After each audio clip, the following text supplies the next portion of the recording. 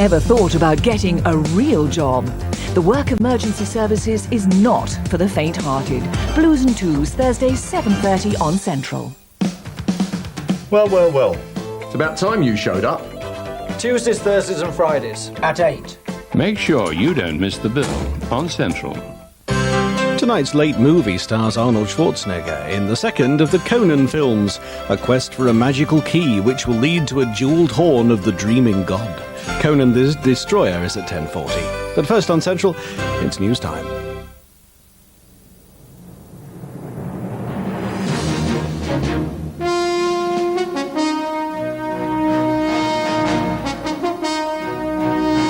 From ITN, News at 10 with Trevor McDonald. High street boom puts new pressure on interest rates. GCSE pupils head for record results in the morning. Fears underground as alarms halt Channel trains. And another soccer scare for the mighty Germans. Good evening. Britain is in the grip of the fastest growing spending spree in the world, reigniting the threat of high inflation and higher interest rates. Retail sale figures show that we spent 6.5% more last month than in July last year. That surprised some analysts. Less of a surprise was the fact that most of the money came from building society windfalls. Our economics editor Mark Webster examines the figures. Though the British are spending money like they haven't since the late 80s, this appears to be a very different sort of high street recovery. These shoppers in Bristol today reflect the fact that consumers are shopping carefully. I suppose I'm a cautious shopper. Very wise. And what about you? I think I'm a cautious shopper as well, actually. To be honest, yeah, I'm just looking around, and I've had a windfall as well from the Halifax, but I'm being careful, you know. The interest rates might go up and our mortgage will go up, and then I don't think I'd go ahead and spend now at all, no. Canny shoppers last month spent only £100 million of the billions they've had in windfalls, but there's more to come. They've purchased anyway, and probably they would have. But they've then said, oh, I don't know, I've got my windfall money this morning, I'll have the blouse as well, let's go for it. They've had that sort of attitude. And household goods, particularly the so-called big-ticket items, have seen the biggest sales increase since records began a decade ago. With more from windfalls unspent, there are fears of overheating. Since these latest figures show that less money than expected is being spent from windfall gains on big items like this, it encourages the Bank of England to wait a little while longer before deciding what happens to interest rates. Nonetheless, because consumer spending is growing so fast, it's a racing certainty that there will be another 0.25% rise in interest rates before the end of this year. City analysts say the authorities are walking an interest rate tightrope between the problems of British exporters and the threat of higher inflation. We don't want an inflation spurt, neither do we want a recession, obviously. So we're trying to avoid either of those two events occurring. And I think erring on the side of slightly higher interest rates would be the correct thing to do. The committee which now decides Britain's interest rates has already said it wants a couple of months as a breather to see how the economy is performing. But it will be looking very carefully at today's figures to ensure Britain's shopping spree doesn't signal a return to the boom and bust of the 80s. Mark Webster News at 10, The City. More than 500,000 16-year-olds will discover tomorrow that their GCSE results make it another record-breaking year. The number of A, B and C grade passes, the equivalent of the old O-level, is up by 0.4%. Here's ITN's Caroline Kerr. When this year's GCSE results are published tomorrow, they'll show an improvement for the 9th consecutive year. While that's undoubtedly good news for the more than 600 pupils who sat them, it'll once again raise the issue of standards. The question is, are exams getting easier? Not surprisingly, both the students who sat them and the teachers who taught them insist they're not. Teachers' unions welcome the improvement on last year's results. We're delighted. It's a testament to the commitment of youngsters in Britain's schools, and it's a testament to the quality of teachers and teaching in schools. And all those carping critics who have overemphasised the issue of failure should stand back and reflect on what has been an amazing achievement. In previous years, there's been speculation that league tables discourage schools from entering less able pupils for exams, thus creating a false impression of the school's success rate. The numbers of pupils entered for GCSEs has fallen this year. Nearly 650,000 pupils sat English, down by 13,500 on last year. The numbers sitting geography fell by 12,000, maths by 7,000 and history by more than 4,000. Some teachers are worried less able pupils aren't getting a fair deal. If you create a culture where schools are judged by how many examination passes are achieved, there has to be the worry that schools won't encourage children, young people to enter if there is a real danger that they will fail.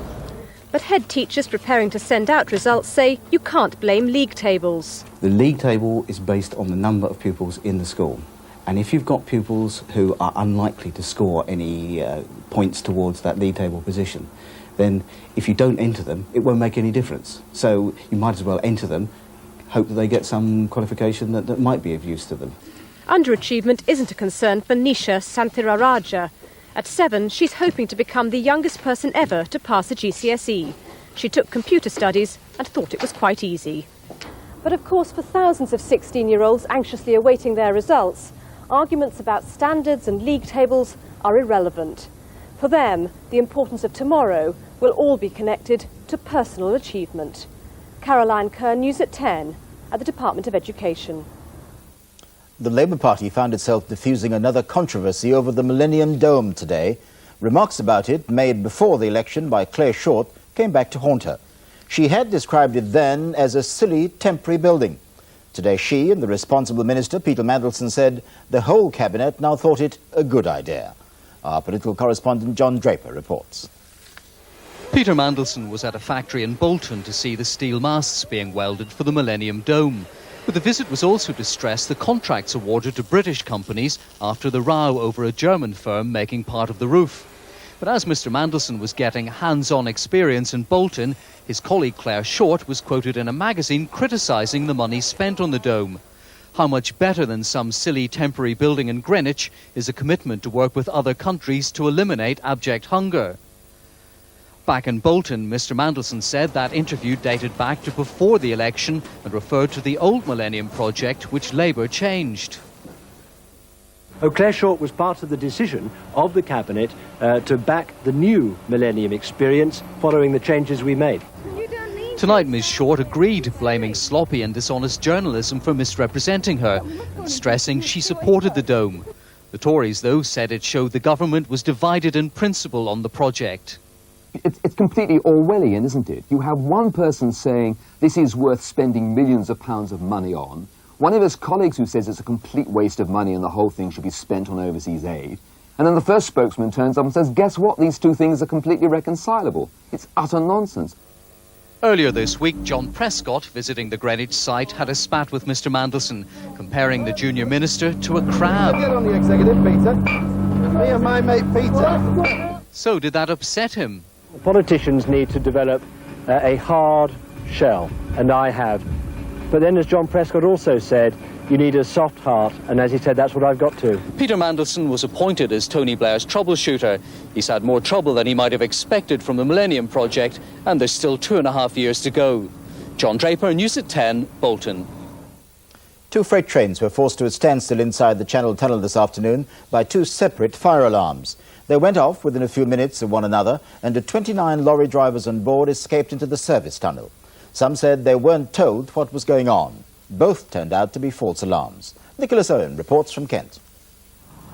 For motorists heading to the continent today, frustrating queues and delays after a double false alarm in the Channel Tunnel. Many holidaymakers found themselves stuck in sweltering heat. On 2 freight shuttles like this one, fire alarms went off within minutes of each other.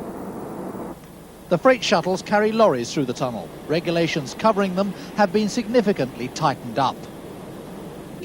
In today's incidents, both shuttles stopped and 30 lorry drivers were evacuated into a service tunnel while checks were carried out.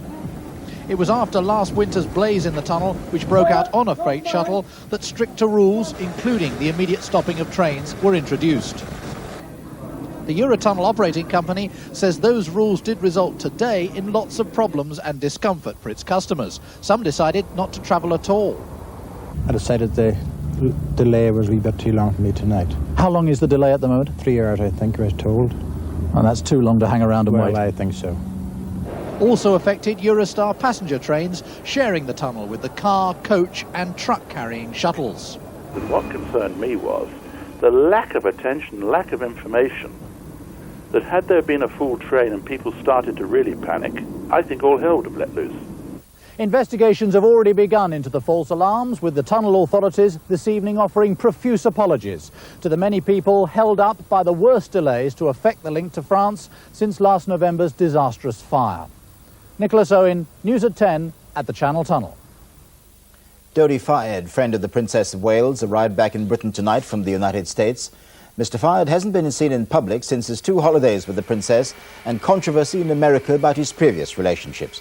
Tonight he flew in by Concorde from New York. The Princess has been on holiday in the Greek islands. The search is on tonight for a new coach for the England rugby team. The Sport was shocked today by the news that Jack Rowell has decided to leave the job when his contract ends in 2 weeks. He says he wants to spend more time promoting his business interests. Tim Rogers reports. Despite all the speculation about his job and whether he would be asked to hold on to it, Jack Rowell has surprised the rugby establishment by announcing he's had enough. His sudden departure will leave the RFU exposed and desperately searching for a new coach. But many believe it's all they deserve after manoeuvring behind the scenes to find a replacement. Rowell had been one of the most successful English coaches for years, taking them to a Grand Slam, a championship and the Triple Crown in successive seasons. But when he declined to take on the job full-time because of business commitments, the RFU approached New Zealand's Graham Henry from the club side Auckland, then Ian McGeechan, the Scotsman who took the British Lions to success in South Africa. But they both turned the job down. Frankly, if you were anyone with any self-respect and you found that your job was being touted to all and sundry around the world, I'm pretty sure you'd be hacked off with it, and I'm not surprised that he's decided to leave. The Rugby Football Union tonight acknowledged Rowell's contribution to the game. And they said that in a professional era, they needed a coach who could dedicate even more time to the England coaching position. There's so many things involved now in coaching a national side that I honestly feel, and the rest of my colleagues, that a full-time employee would be the best way forward. In the increasingly professional world of rugby, Rowell paid the price of refusing to relinquish his amateur status, but he's left England with the not inconsiderable problem of finding a replacement before the first game of the season in November. Tim Rogers, News at 10. Still to come on News at 10 tonight, more of the day's top stories, including why Tesco is giving sportswear giant Adidas a run for their money. Donald Dewar admits it's been a difficult few days for Labour in Scotland. Goals galore in Wales's World Cup clash with Turkey. Plus in Texas, the busiest execution chamber in the Western world.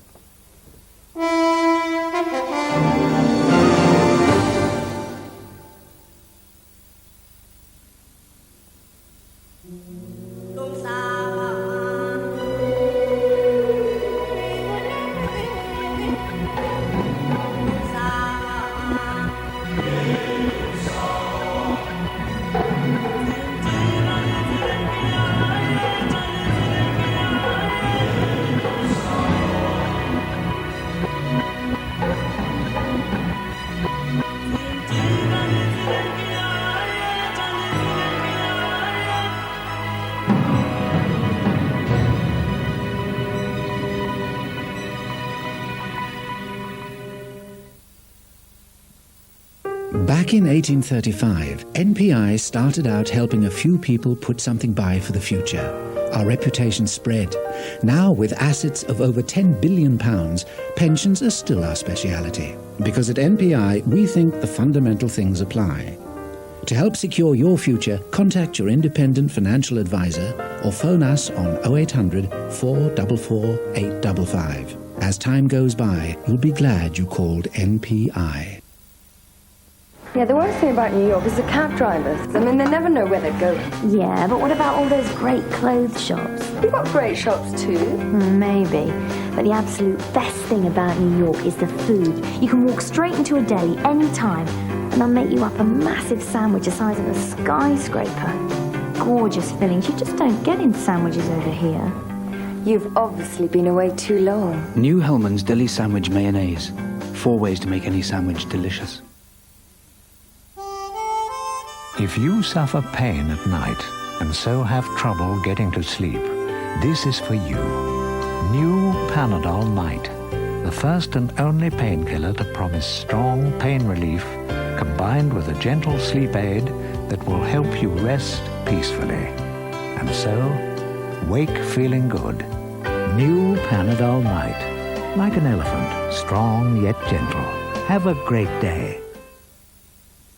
The West Midlands Safari Park. We believe it's really head and shoulders above the rest. Go on, splash out. We're on the A456 between Kidderminster and Bewdley. The sale at Beattie's, with reductions in many departments throughout the store. Beattie's sale ends Tuesday, August the 26th. Beattie's, a better place to shop. I want to book a holiday. We can do that. I want it cheaper than this brochure. We can do that. I want free insurance. We can do that. I've been offered 10% discount by another travel agent. We can do better than that. I like your shirt. At an Ilkeston Co-op Travel Centre, you get the best holiday savings. This summer, we'll have the shirt off our back. Well, that's all confirmed for you then, sir.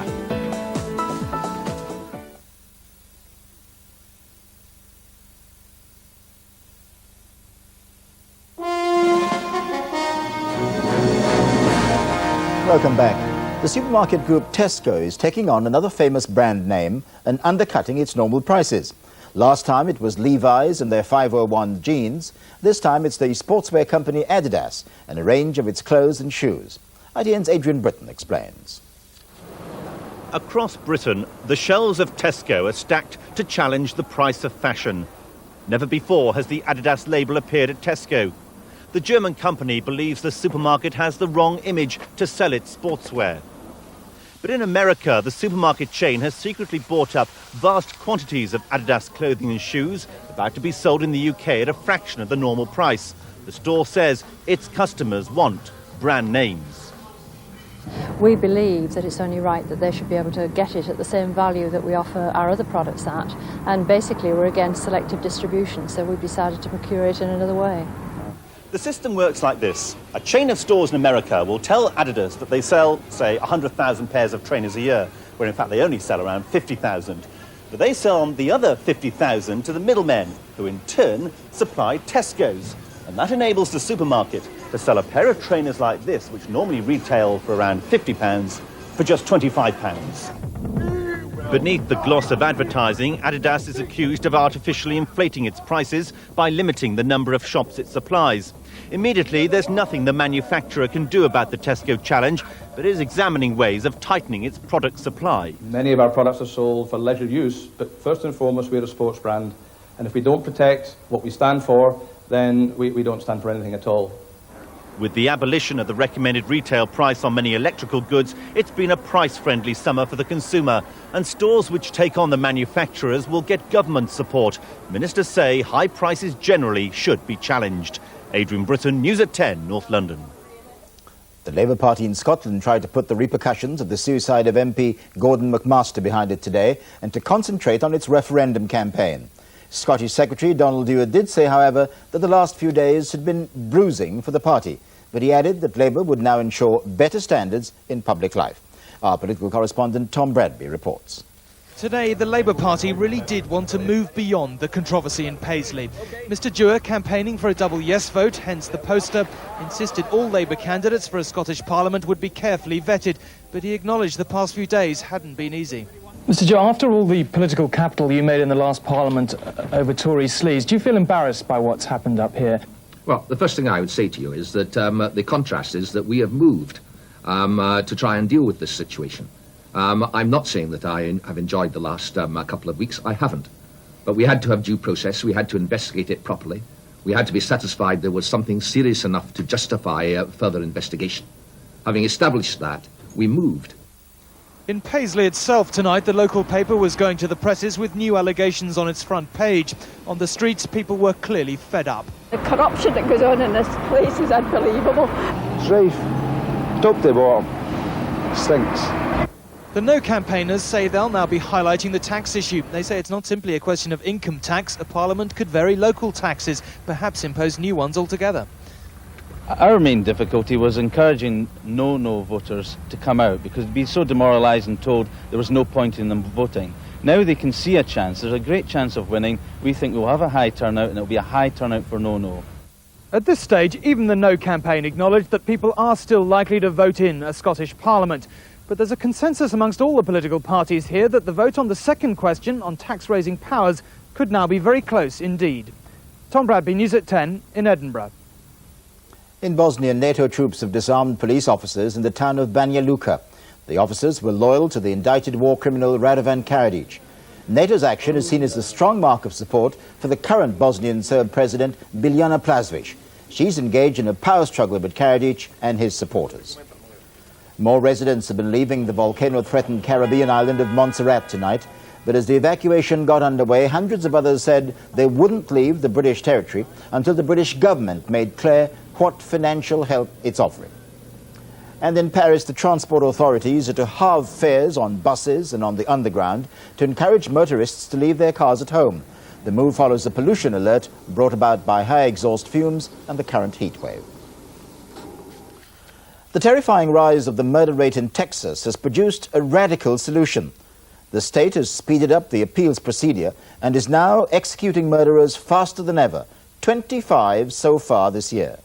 For tonight's special report, Joe Andrews spoke to lawmakers, relatives of murder victims, and prisoners on death row to find out whether execution is the answer. Huntsville, Texas, small town USA in a fierce summer heat. But there's nothing ordinary about this place. It's home to the Texas Death Chamber, currently the killing capital of America. Tonight, an execution is due behind these walls. And we oppose this murder of our friend Robert West tonight. With the shortening of the appeals process here, this has become a well-ordered routine. This time it's the turn of Bobby West, convicted 14 years ago of a brutal murder while high on drugs.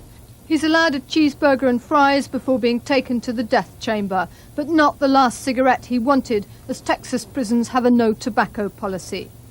His death was witnessed by the mother of the young woman he killed. Minutes afterwards, she had no doubts about the justice of what she saw. What would you say to people who oppose the death penalty in Texas? Go live somewhere else.